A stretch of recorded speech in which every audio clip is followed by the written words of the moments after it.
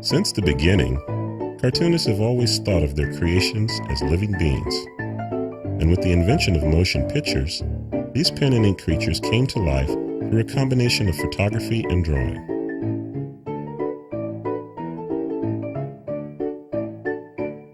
One of the first to do this was Winsor McCay. In fact, McCay is considered to be the father of American animation because he created an awareness of the commercial value of this novelty called animated cartoons. Newspaper magnate William Randolph Hearst had the most popular comic strips of the day. He saw animation as a means of promoting his newspapers. So in 1916, the International Film Service was established to produce animated versions of the famous Hearst characters. And one of them was a surrealist cat whose twisted logic and naive surface masked an inner wisdom. This was the legendary Krazy Kat. The original Krazy Kat comic strip was a model for cartooning style and intellectual humor. Although it was appreciated by the likes of Pablo Picasso, Charles Chaplin, Gertrude Stein, and F. Scott Fitzgerald, it was never a commercial success. It continued simply because Hearst was willing to ignore the bottom line for the sake of art.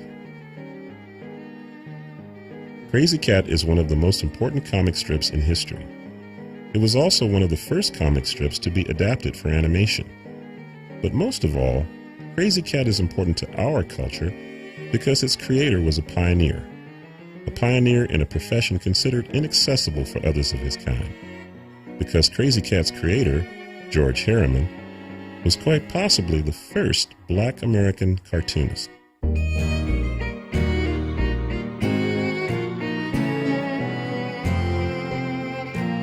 In the history of early cartooning, two names stand out: Winsor McCay and George Herriman. McCay was famous for his comic strips portraying the dreams of the rarebit fiend and Little Nemo in Slumberland. He became an international celebrity known as the inventor of animated cartoons in 1911. George Herriman was less public and was rarely photographed in his typical self-effacing manner. He would say, "A squint at me may give you a laugh. I'm a funny-looking monkey." He preferred a more reclusive life, retreating to a world of Crowquill pens, watercolor brushes, India ink, and Bristol boards. In this world, he spent a lifetime creating the magic of his wonderfully wacky world of Coconino County and its star resident, Krazy Kat.